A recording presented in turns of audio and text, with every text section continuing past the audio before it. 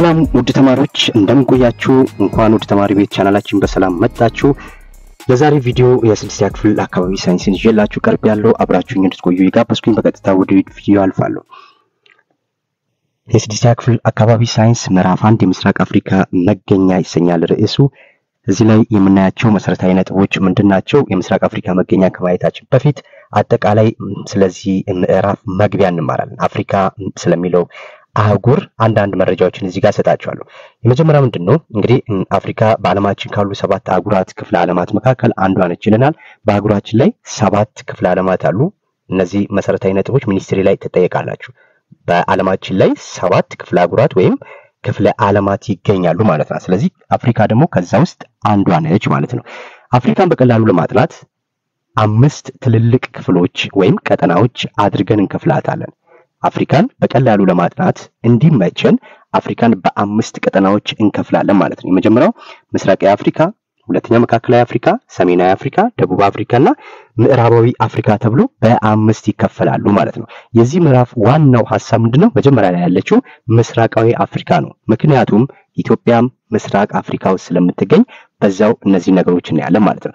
ነገር ግን እነዚህ 5 ቀጠናዎች ሲደራጁ በዚህ ሲከፈሉ ምንም ታሳቢ በማድረግ ነው? የመጀመሪያው ባህልን፣ አኗኗርን፣ አካባቢውን መሰረትን በማድረግ ነው ማለት ነው። እነዚህ 5ቱ የተዋቀሩት። ስለዚህ ምስራቅ አፍሪካን አፍሪካን በ5 ቀጠናዎች ስንከፍል ምን ላይ ተመስርተን ነው? ባህል፣ አኗኗርና አካባቢ መሰረት በማድረግ ነው ማለት ነው። ሁለተኛው ነጥብ የምናየው ስለ ምስራቅ አፍሪካ በአጭሩ ነው። እዚህ ጋር መጠኑ ምስራቅ አፍሪካ እንግዲህ ካሉት ከ5ቱ ቀጠናዎች ውስጥ አንዷ ምስራቅ አፍሪካ ናት ብለናል። ኢትዮጵያ የምትገኘው ምስራቅ አፍሪካ ውስጥ ነው እንዳትረሱ። ስለዚህ የምስራቅ አፍሪካ ቀጠና ከ5ቱ ቀጠናዎች ውስጥ በስፋት ስንተኛ ደረጃ ትገኛለች? 3ኛ ደረጃ ላይ ትገኛለች። ምስራቅ አፍሪካ ካሉት ከ5ቱ ቀጠናዎች ውስጥ በመጠን 3ኛ ደረጃ ላይ ትገኛለች ማለት ነው። እነዚህ ጥያቄዎች ፈተና ላይ ይመጣሉ ብዙ ጊዜ። ስለዚህ በ3ኛ ደረጃ ላይ ነው የምንገኘው እንዳትረሱ። ምስራቅ አፍሪካ ውስጥ ስንት ሀገሮች አሉ ሊባል ይችላል። የሀገራት ብዛት ስንት ነው? ወደ 19 የሚጠጉ የሚሆኑ ሀገራትን ይዟል ማለት ነው። ይህ ምስራቅ አፍሪካ የሚባለው እንዳትረሱ። አጠቃላይ ከአፍሪካ ውስጥ ወደ 55 ሀገራት እንደዚህ አካባቢ አሉ። ከዚህ ውስጥ 19 የት ነው የሚገኙት? ምስራቅ አፍሪካ ውስጥ ማለት ነው። የመሬት አቀማመጡን ስናይ ይህ ምስራቅ አፍሪካ ከ5ቱ ቀጠናዎች ውስጥ አንዱ የሆነው ይህ ቀጠና በጣም የተለያዩ መሬቶች አሉት ማለት ወይም መሬት አለው። አንደኛው መሬቱ በትላልቅ ተራራዎች የተሸፈነ ነው። በትላልቅ ተራራዎች ከአፍሪካ ውስጥ ካሉት ትልልቅ ተራራዎች የሚገኙት በምስራቅ አፍሪካ ውስጥ ነው። እነዚህም ተራራዎች በእሳተ ገሞራ የተፈጠሩ ተራራዎች ናቸው ማለት ነው። ሁለተኛው ሰፊ ወንዞችና ሐይቆች ይገኛሉ። ሰፊ ወንዞችና ሐይቆች ይገኛሉ። እንግዲህ በዓለማችንም አንዳንዶች አንደኛ ይላሉ፣ አንዳንዶች ሁለተኛ ይላሉ። ትልቁ ረጅሙ የተባለው ወንዝ አባይ ነው አይደል? የሀገራችን የሚገኘው አባይ ወንዝ ይሄ የምስራቅ አፍሪካ ውስጥ የሚገኝ ወንዝ ነው ማለት ነው። ስለዚህ ከአፍሪካ ውስጥ ካሉት ውስጥ በወንዞች ትልልቅ ወንዞችና ሐይቆች የሚገኙት ነው እዚህ ምስራቅ አፍሪካ ውስጥ ነው ማለት ነው። ሶስተኛው ዝቅተኛ ስፍራዎችም በዚሁ አካባቢ ይገኛሉ። ለምሳሌ ዝቅተኛ ስፍራዎች ከሚባሉት ኢትዮጵያ ውስጥ በአፍሪካ ከሚታወቁ ውስጥ አንዱ ኢትዮጵያ ውስጥ የሚገኘው ነው አይደለ? ስለዚህ ዳሎል የሚባለው ቦታ ይህም ዝቅተኛ ስፍራ ነው ማለት ነው። እነዚህ ስለ ምስራቅ አፍሪካ መሰረታዊ የሆኑ ነጥቦች ናቸው እንዳትረሱ። ምስራቅ አፍሪካ በመጠን 3ኛ ደረጃ ትገኛለች። ምስራቅ አፍሪካ ውስጥ 19 ሀገራት ይኖራሉ። እነዚህ የምስራቅ አፍሪካ ደግሞ በትላልቅ ተራራዎች፣ ሰፊ ወንዞችና ሐይቆች እንዲሁም ዝቅተኛ ስፍራዎች ይታወቃሉ ማለት ነው። እዚህ ውስጥ የተዘረዘሩት አብዛኞቹ ኢትዮጵያ ውስጥ የሚገኙ ናቸው ማለት ነው። ይሄ አጠቃላይ ስለ አፍሪካና ስለ ምስራቅ አፍሪካ ግንዛቤ ይኖራችሁ ዘንድ ነው። አሁን በቀጥታ ወደ ምዕራፉ እናልፋለን። ምዕራፍ 1 ንዑስ ምዕራፍ 1 ንዑስ ክፍል 1.1 ምንድን ነው? የምስራቅ አፍሪካ አንጻራዊ መገኛ ነው የምናየው ማለት ነው። እንግዲህ መገኛ በምንልበት ሰዓት ላይ አንድ ነገር የሚገኝበት ትክክለኛ ስፍራ ወይም ቦታ ማለት ነው መገኛ ማለት። ስለዚህ መገኛም በሁለት ይከፈላል አይደል? የምስራቅ አፍሪካ አንጻራዊ መገኛና ምን ብለን አብሶሉት ወይም አንጻራዊና ፍጹማዊ መገኛ ብለን በሁለት እንከፍላለን ማለት ነው። አንጻራዊ መገኛ ማለት እዚህ ጋር የሚነግረን ምንድነው? አንጻራዊ መገኛ ማለት አንድን ስፍራ ወይም ሀገር በአካባቢው ከሚገኙ ሌሎች የታወቁ ነገሮች ለምሳሌ እንደ ተራራዎች ሊሆኑ ይችላሉ፣ የውሃ አካላት ሊሆን ይችላል፣ ወይም አጎራባች ሀገራት ጋር በአበይት አቅጣጫዎች እንዳትረሱ አበይት አቅጣጫዎች ሲባሉ አራት ናቸው። ወይም ዋና አቅጣጫው ወይም መሰረታዊ አቅጣጫ የሚባሉት አራት ናቸው። ሰሜን፣ ደቡብ፣ ምስራቅ፣ ምዕራብ። እዚህ ላይ ማዕከል የሚል ነገር የለም። አበይት ወይም መሰረታዊ አቅጣጫ የሚባሉት አራት ናቸው። ነገር ግን አቅጣጫ ጠቋሚ ቃላት ሲባል ደግሞ እጅግ በጣም ብዙ ሊኖሩ ይችላሉ። ላይ፣ ታች፣ ጎን፣ እንደዚህ ግራ፣ ቀኝ ምናምን እነዚህ መሰረታዊ አቅጣጫ ጠቋሚ ቃላት አይደሉም። መሰረታዊ አቅጣጫ የሚባሉት ምንድናቸው? ሰሜን፣ ደቡብ፣ ምስራቅ፣ ምዕራብ ብለን በአራት ብቻ ይከፍላል ማለት። ስለዚህ ይሄ አንጻራዊ መገኛን የአንድን ሰፈር ወይም የአንድን ሀገር ቦታ ለመናገር ተራራዎች፣ የውሃ አካላት ወይም አጎራባች ሀገሮችን እነዚህን ነገሮች ጋር በአበይት አቅጣጫዎች በማነጻጸር የሚገለጽበት መንገድ ነው ማለት ነው። ስለዚህ ለምሳሌ ይሄ አንጻራዊ መገኛ እኛም ለምሳሌ የቤታችንን አካባቢ ለመናገር የትምህርት ቤታችንን አካባቢ ለመናገር ማንኛውንም ነገር ለመናገር የምንጠቀምበት መንገድ አንጻራዊ መገኛ ነው። ቀላሉና ለሁሉም ሰው ምቹ የሆነ ወይም ሁሉም ሰው ሊናገር የሚችለው አንጻራዊ መገኛ ነው ማለት ነው። ምክንያቱም ለምሳሌ የቤታችሁን አቅጣጫ ለመናገር አካባቢያችሁ ላይ ካለ ታዋቂ ህንፃ ሊሆን ይችላል፣ ትምህርት ቤት ሊሆን ይችላል፣ ሆስፒታል ሊሆን ይችላል፣ ፖሊስ ጣቢያ ሊሆን ይችላል። ማንኛውም የሚታወቅ ነገሮችን በመግለጽ ከሱ በስተግራ፣ ከሱ በስተቀኝ፣ ከሱ እንደዚህ በሱ በስተሰሜን ሆስፒታል ቢሆን ከሆስፒታሉ በስተ ደቡብ፣ በስተ ምስራቅ እያልን መናገር እንችላለን ማለት ነው። ይህ አንጻራዊ መገኛ ማለት ይህ ነው ማለት ነው። አንድን ነገር ለመናገር ስንፈልግ ከሌላ ነገር አንጻር መግለጽ ማለት ነው አንጻራዊ መገኛ ማለት። እንዳትረሱ፣ አንድን ነገር ለመናገር ከሌላ ነገር አንጻር የምንገልጽበት ምን ይባላል? አንጻራዊ መገኛ ይባላል ማለት ነው። እዚህ ላይ ምንም አይነት ቁጥሮችን አንጠቀምም። አስተውሉ። ምንም አይነት ቁጥሮች ወይም በዲግሪ የሚለኩ ነገሮች የሉበትም። ምን ማድረግ ብቻ ነው እኛ የሚጠበቅብን? አንድን ቦታ ለመናገር አካባቢው ላይ ከሚገኙ የታወቁ ነገሮች አንጻር ብቻ ነው የምንገልጸው ማለት ነው። ይሄ አጠቃላይ አንጻራዊ መገኛ ምንድነው የሚለውን ይነግረናል። ለምሳሌ ይሄ የአፍሪካ ካርታ ነው አይደለ? ስለዚህ እኛ የምንገኘው የት ነው? ምስራቅ አፍሪካ ላይ ነው። ምስራቅ አፍሪካ ማለት እዚህ አካባቢ ነው። ያ ማለት ለምሳሌ ብንስል በስዕል ብናስቀምጠው ምን አድርገን እናስቀምጣለን? መስቀል ብንስል ለምሳሌ እቺ ልቀይራት። ይሄ እንደዚህ ቢኖረን ይሄ ወደ ላይ የሚያመለክተው ሁልጊዜ ምንድነው? ሰሜን ነው አይደለ? የሰሜን ተቃራኒ ምንድነው? ደቡብ ነው። እዚህ ጋር ምዕራብ ነው የሚገኘው። ምዕራብ እዚህ ጋር ደግሞ ምስራቅ ማለት ነው። ምስራቅ ነው የሚገኘው። ስለዚህ ኢትዮጵያ የት ነው የምትገኘው? ምስራቅ አፍሪካ። እዚህ አካባቢ ነው ማለት ነው። ይሄ ምስራቅ አፍሪካ ነው። ምስራቅ አፍሪካ ነው እንዳትረሱ። መሃል ላይ ብንስለው እንደዚህ ምስራቅ አፍሪካ ይሄውና ከዚህ ወደዚህ ነው የሚመጣው ማለት። ስለዚህ ምስራቅ አፍሪካ የምንለው እነዚህ ይሄኛውን ቦታ ነው። ይሄ በቀለም የተቀቡትን ማለት ነው። ስለዚህ ምስራቅ አፍሪካ በአፍሪካ ውስጥ በምስራቃዊ ክፍል የሚገኙ ሀገራት ናቸው። ወደ 19 የሚገኙ ማለት ነው። ስለዚህ የምስራቅ አፍሪካ አንጻራዊ መገኛን በዚህ መግለጽ ይችላል። ለምሳሌ ኢትዮጵያ ሀገራችን እዚች ጋር አለች አይደለ? የኢትዮጵያ ካርታ ይሄ ነው። ለምሳሌ በመሰረታዊ አቅጣጫዎች የኢትዮጵያ አጎራባች ሀገሮችን ለመግለጽ ብንፈልግ ወይም በመሰረታዊ አቅጣጫ ኢትዮጵያን ለመግለጽ ብንፈልግ ምን እንላለን? የኢትዮጵያ ካርታ ይሄ ነው። እዚሁ ላይ ቆመን ለምሳሌ ኢትዮጵያን በሰሜን ማን ያዋስናል? ኤርትራ። ኤርትራ እዚህ ጋር አለች። ኤርትራ በሰሜን ታዋስናለች ማለት ነው። የሰሜን ተቃራኒ ደቡብ ነው ብለናል፣ እታች ማለት ነው። ስለዚህ በደቡብ ደግሞ ማን አለ? ኬንያ አለች። ሁልጊዜም ከኢትዮጵያ በስተሰሜን የሚገኝ ጎረቤት ሀገር ማን ነው? ኤርትራ ናት። ከኢትዮጵያ በስተደቡብ የምትገኝ የኢትዮጵያ ጎረቤት ማን ናት? ኬንያ። ከኢትዮጵያ በስተደቡብ ሁለቱ ሱዳኖች አሉ። በስተምስራቅ ሶማሌ እያልን ጅቡቲን ስናይ በኤርትራና በሶማሌ መካከል ናት አይደል? ስለዚህ እንደዚህ ደግሞ በሚሆንበት ሰዓት ላይ ለምሳሌ እንደዚህ ሆኖ እዚህ መሃል ላይ ከተገኘ ምን እንላለን? ይሄ ሰሜን ነው፣ ይሄ ምስራቅ ነው አይደል? ስለዚህ እዚህ ጋር ምንድነው ነው? ሰሜን ምስራቅ ይባላል ማለት ነው። ሰሜን ምስራቅ። እዚህ ጋር ደግሞ ደቡብ ነው አይደል? ስለዚህ እዚህ መሃል ላይ የሚገኝ ሀገር ቢኖር ደቡብ ምስራቅ ብለን እንላለን ማለት ነው። እዚህ ጋርም ይሄ ምዕራብ ነው። ስለዚህ ሰሜን ምዕራብ ብለን ነው የምንገልጸው እዚህ ጋር የሚገኙትን።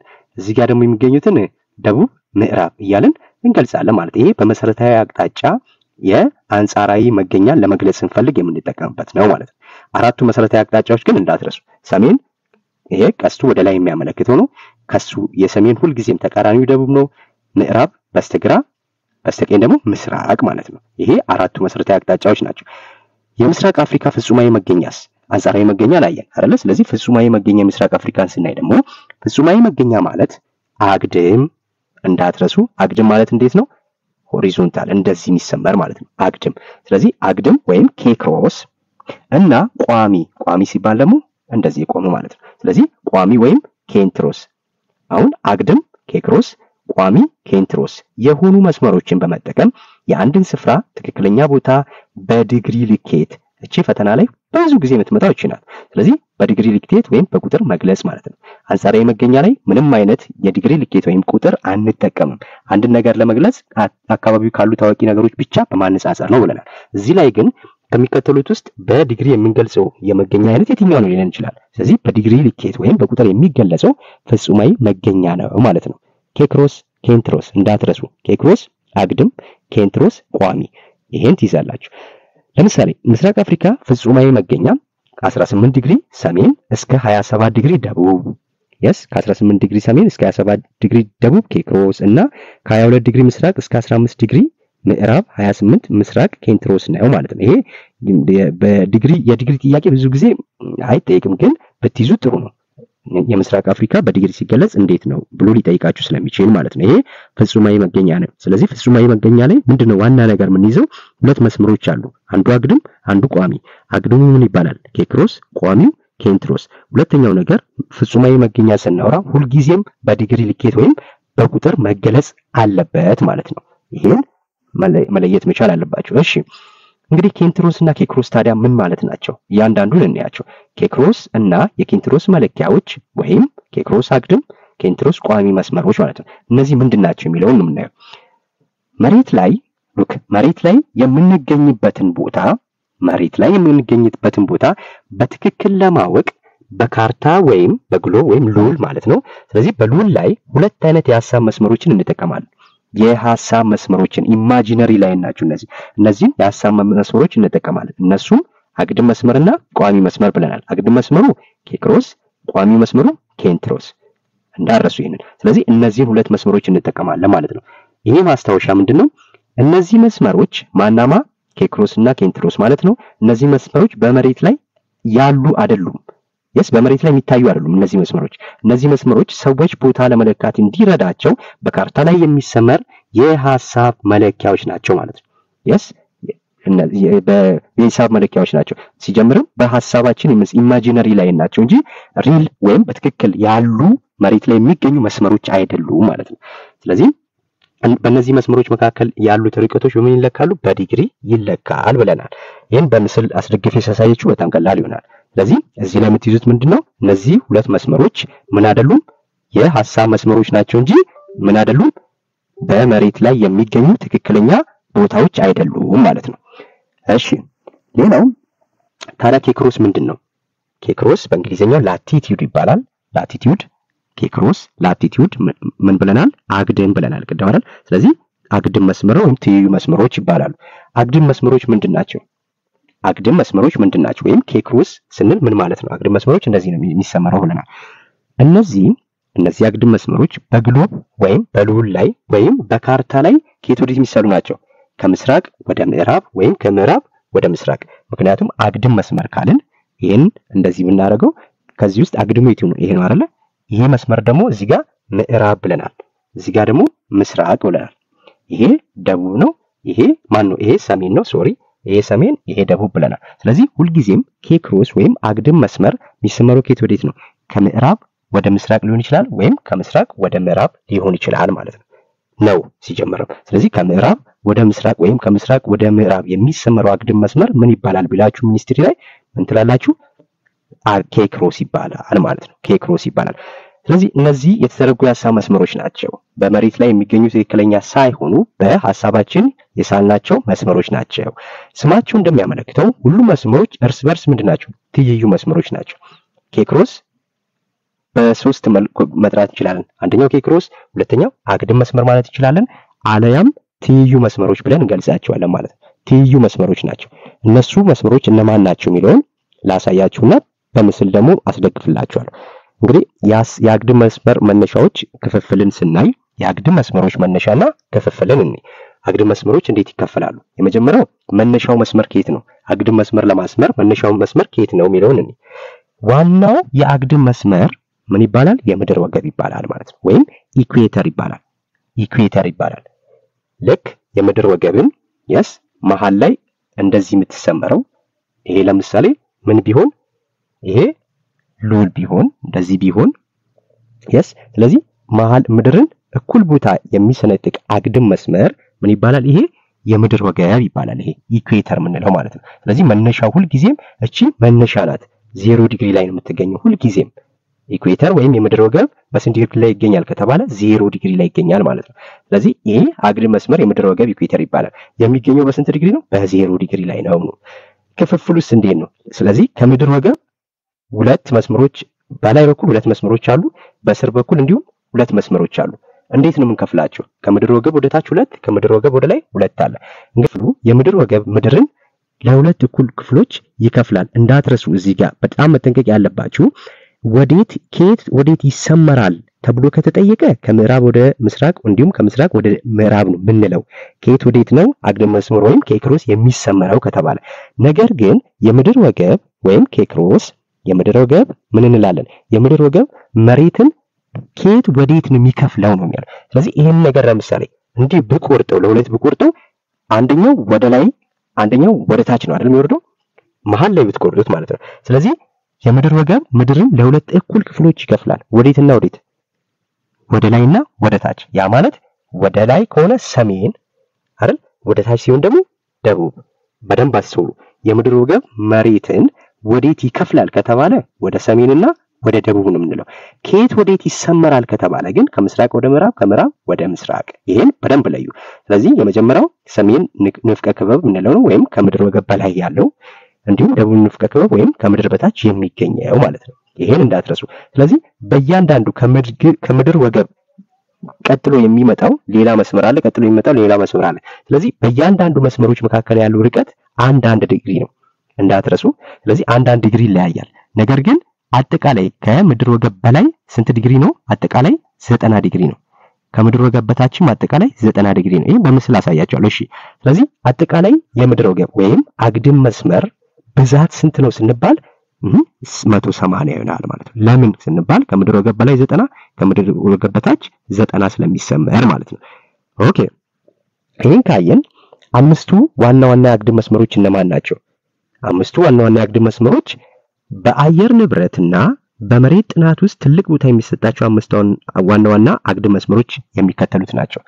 እነዚህ አምስቱ ዋና ዋና የሀሳብ መስመሮች የአየር ንብረታችንን ይወስናሉ፣ በመሬት ጥናት ውስጥ ትልቅ ቦታ አላቸው ማለት ነው። ስለዚህ የመጀመሪያው አግድም መስመር ማን ነው? የምድር ወገብ ነው ማለት ነው፣ መሃል ላይ የሚገኘው ምክንያቱም መነሻው 0 ዲግሪ ላይ የሚገኝ ማለት ነው።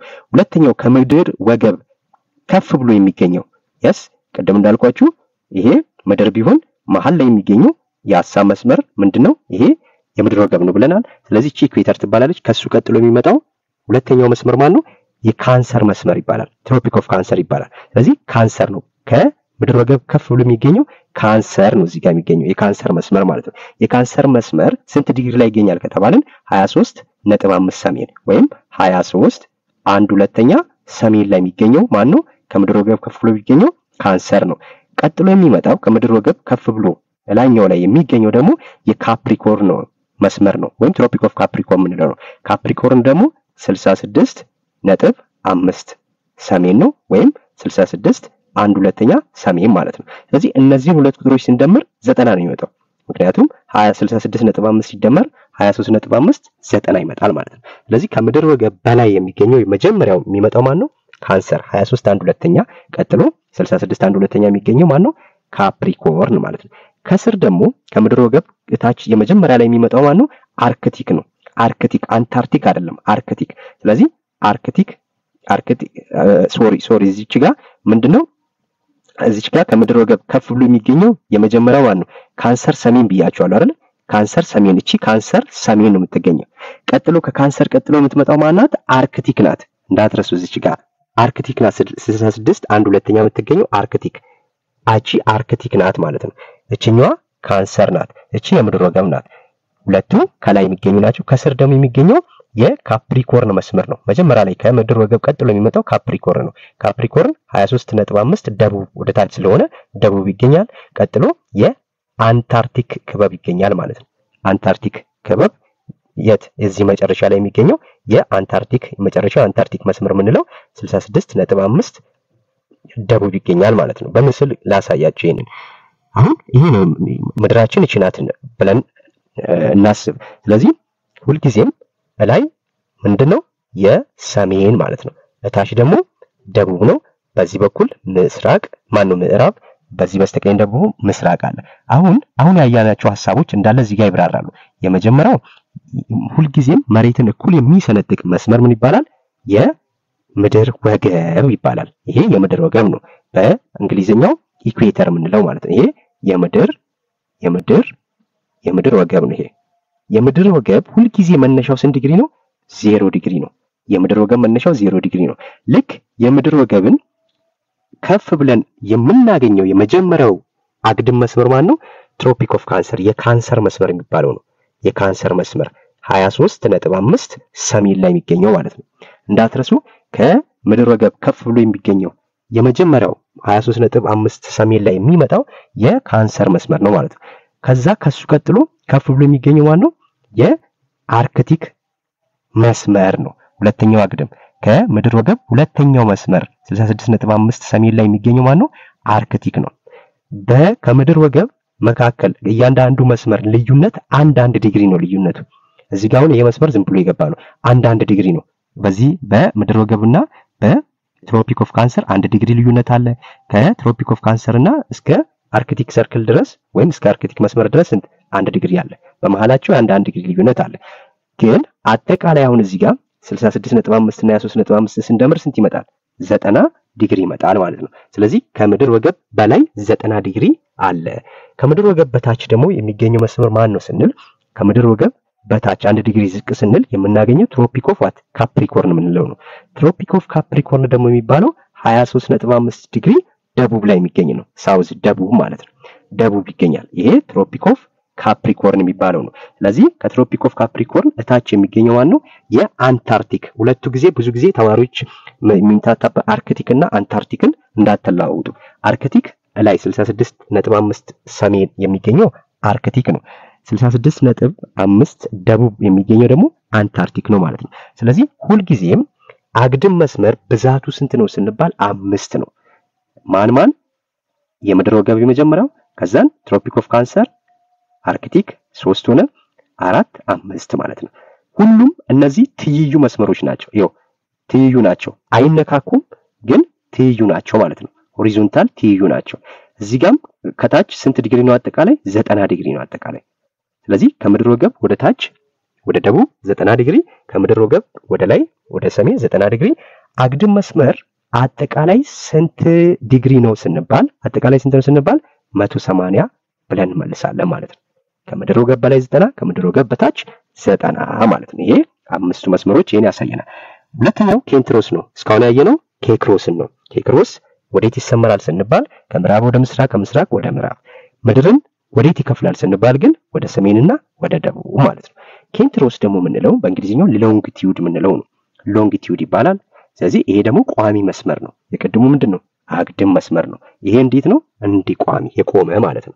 ስለዚህ እነዚህ በግሎብ ወይም በሉል ላይ ከሰሜን ዋልታ ወደ ደቡብ ዋልታ፣ ያ ማለት ላይ ምንድነው? ሰሜን አይደል? ሰሜን እዚህ ጋር፣ እታች ደግሞ ደቡብ ነው። ስለዚህ ከሰሜን ወደ ደቡብ የሚሰመር ነው ማለት ነው። እንዳትረሱ እነዚህ በግሎብ ወይም በሉል ላይ ከሰሜን ዋልታ ወደ ደቡብ ዋልታ ቁልቁል የተሰመሩ የሀሳብ መስመሮች ወደ ታች ነው የሚሰመረው ማለት አግድም አይደለም። ወደ ታች ከሰሜን ወደ ደቡብ የሚሰመር ነው። መነሻ መስመሩስ የቀድሙ የአግድም መስመር መነሻው መስመሩ ምን ይባላል ብለናል? የምድር ወገብ ወይም ኢኩዌተር ይባላል። የቋሚ መስመርስ ወይም የኬንትሮስ መነሻው መስመር ምን ይባላል? መነሻው መስመሩ ዋናው ቋሚ መስመር ፕራይም ሜሪዲያን ይባላል። እንዳትረሱ ይሄንን። የቋሚ መስመር መነሻው ነጥብ ምን ይባላል? ፕራይም ሜሪዲያን። ስለዚህ ይህ መስመር በ0 ዲግሪ ላይ ይገኛል። ሁልጊዜም የአግድም መስመርም የቋሚ መስመርም መነሻው 0 ዲግሪ ነው። እችንም እንዳትረሱ 0 ዲግሪ ነው። ስለዚህ ይሄ ከሰሜን ወደ ደቡብ ይሰመራል። ማን? ኬንትሮስ። እሺ አሁን ይሄ ነው ምድርን ብለናል። ልክ እንደዚህ ስናሰምር ከሰሜን ወደ ደቡብ ስናሰምር ይሄ ፕራይም ሜሪዲያን ነው አይደለ? ወይም የኬንትሮስ መስመር ብለናል። በ0 ዲግሪ ላይ እንደሚገኝም አይተናል። ልክ ግን ይሄንን ነገር እንዲህ ብቆርጠውስ ለሁለት እንዲህ ብከፍሉ ወዴትና ወዴት ይከፈላል? አንዱ ወደዚህ ይሄዳል፣ አንድ ይሄኛው ፓርት ደግሞ ወደዚህ ይላል። አያችሁ? ስለዚህ ኬንትሮስ ወይም ቋሚ መስመር መሬትን ወዴት ይከፍላል ከተባልን ወዴት ነው የምንለው? ወደ ምዕራብና ወደ ምስራቅ ይከፍላል። ወዴት ይሰመራል ከተባለ ግን ሰሜን፣ ደቡብ ሰሜን። ይሄንን በፍጹም መርሳት የለባችሁም። በቃ አጠቃላይ መጽሐፉ ላይ ሁሉ የበዛው ኖት እቺ ናት ሲጠቃለል መሰረታዊ ነጥቦቹ ማለት ነው። ጠቀሜታው ምንድነው? እዚህ ጋር ያሉት መስመር ስናይ ጠቀሜታው የኬንትሮስ መስመሮች በአንድ ላይ ሲገናኙ የአንድ ቦታን ምን ትክክለኛ ፍጹማዊ መገኛ ለመጠቆም ያገለግላል ማለት። ስለዚህ ስለ ትክክለኛነት ስናወራ ከአንጻራዊ መገኛ ፍጹማዊ መገኛ ምንድነው? ፍጹም የሚለው ቃል ራሱ እኮ ትክክል አይደለ? ስለዚህ ትክክለኛው ይሄ ነው ማለት ነው። ምክንያቱስ በቁጥር የተደገፈ ነው፣ በዲግሪ የሚለካ ስለሆነ ነው ማለት ነው። ይሄን መርሳት የለባችሁ። ኦኬ፣ ይሄው እዚህ ጋር በምናይበት ሰዓት ላይ ይሄ ቅድም እንዳለው የመሬት ነው። ስለዚህ የቋሚ መስመር ከየት ይሰመራል? ከዚች ይነሳል ማለት ነው። ስለዚህ እቺ ቋሚ መስመር ናት። ከዚች ወደ ታች ስንመጣ እቺ ምንድነው ብለናል? ሰሜን ናት። እቺ ደቡብ ናት አይደል? ስለዚህ ከየት ወዴት ይሰመራል ስንል ከሰሜን ወደ ደቡብ ይሰመራል። ሁልጊዜም የቋሚ መስመር መነሻው መስመር ምን ይባላል? ፕራይም ሜሪዲያን፣ ትልቁ ሜሪዲያን ይባላል ማለት ነው። ፕራይም ሜሪዲያን ወይ ትልቁ ሜሪዲያን ይባላል። እንዳትረሱ። ከዛን ይሄ መነሻው ስንት ነው? 0 ዲግሪ። ከዚህ በእያንዳንዱ መስመሮች አሉ፣ ሌሎች መስመሮች ማለት ነው። ስለዚህ በአግድም በዚህ በኩል እስከ ምዕራብ ወደ ምዕራብ ያሉት በአግድም እንዲህ እየከፈልን ስንሄድ አጠቃላይ ስንት ናቸው? 180 ነው። ወደዚህ ከምድር ወገብን ምን ብለናል? መጀመሪያ ቋሚ መስመር የምድር ወገብን ወዴት ምድርን ወዴት ይከፍላል ብለናል? ወደ ምዕራብና ወደ ምስራቅ ይከፍላል። እንዲህ ብንቆርጠው ማለት ነው። ወደዛና ወደዚህ ይከፍላል። ስለዚህ ከዚህ ከ0 ነጥቧ ወደ ምዕራብ ስንሄድ አጠቃላይ 180 ነው። ከፕራይም ሜሪዲያን ወይም ከትልቁ ሜሪዲያን በስተደቡብ ስንሄድ አጠቃላይ ስንት ነው? 180 ነው ማለት ነው። 180 ነው። አያችሁ? 180 ነው። ከዚህ ወደዚህ 180፣ ከዚህ ወደዚህ 180። አጠቃላይ ቋሚ መስመር አጠቃላይ ስንት ነው ብንባል 360 ዲግሪ። 360 ዲግሪ እንዳትረሱ። ቋሚ መስመር ይሄ ወደ ታች መነሻ ነጥብ ትልቁ ሜሪዲያን መነሻው ስንት ዲግሪ ነው? 0። ምድርን ለስንት ወዴት ይከፍላል? ወደ ምዕራብ ወደ ምስራቅ። ይሄ ሐሳቡ ይሄ ነው። ኦኬ፣ ምን ይለናል እዚህ ጋር? ኬንትሮስ ከኬክሮስ በምን ይለያል? አሁን ብዙ ጊዜ ስለሚጠየቅ ነው እዚህ ጋር ይሄንን ያስገባውላችሁ። ስለዚህ ኬንትሮስ ከኬክሮስ በምን ይለያል? አንደኛው ኬክሮስ ይኸውላችሁ፣ ኬክሮስ የሚለካው አግድም ርቀትን ነው። ኬክሮስ የሚለካው ምንድነው? አግድም ርቀትን ነው። ኬክሮስ ሁልጊዜ አግድም ነው። ያ ማለት ከምዕራብ ወደ ምስራቅ ወይም ከምስራቅ ወደ ምዕራብ ይለካል። ኬንትሮስ የሚለካው ደግሞ ቋሚ መስመርን ነው። አንደኛው ልዩነት ይሄ ነው። ቋሚ መስመር ከተባለ ኬንትሮስ፣ አግድም መስመር ከተባለ ኬክሮስ። አንድ ልዩነት ያዙ። ሁለተኛው ኬክሮስ መስመሮች ትይዩ ናቸው። እነማ ኬክሮስ መስመር ትይዩ ነው። እዚህ ጋም ሌላ መስመር አለ፣ እዚህ ጋም ሌላ መስመር፣ እዚህ ጋም አጠቃላይ 5 አግድም መስመሮች አሉ። 5ቱ ምንድናቸው? ትይዩ ናቸው። በእያንዳንዱ አግድም መስመሮች ውስጥ ያለው ርቀት ስንት ነው? 1 ዲግሪ።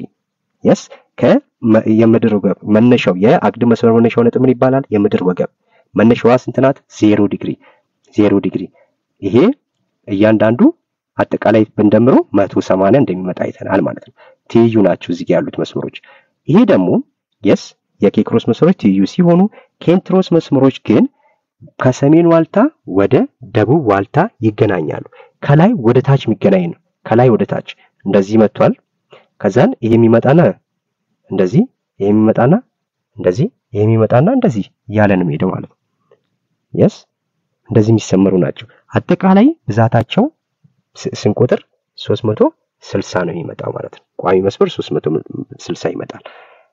የኬክሮስ እና የኬንትሮስ መለኪያዎች በአንድ ላይ ሲውሉ ሁለቱም አንድ ላይ ሲሆኑ የአንድን ቦታ ፍጹማዊ መገኛን ትክክለኛ አድራሻን ለመጠቆም ያገለግላሉ ማለት ነው። የዚህ ሐሳብ መጠቅለያው ይሄ ይሆናል። ስለዚህ በምስል ይሄንን ስናስደግፈው ምን ይሆናል? ይሄ ማለት ነው። የስ ላቲቲዩድ ሎንጊቲዩድ፣ ላቲቲዩድ ማለት ምንድነው ብለናል? ይሄ ማለት ነው። ኬክሮስ እና ኬንትሮስ አይደለ? መጀመሪያ ላይ ምን አለ?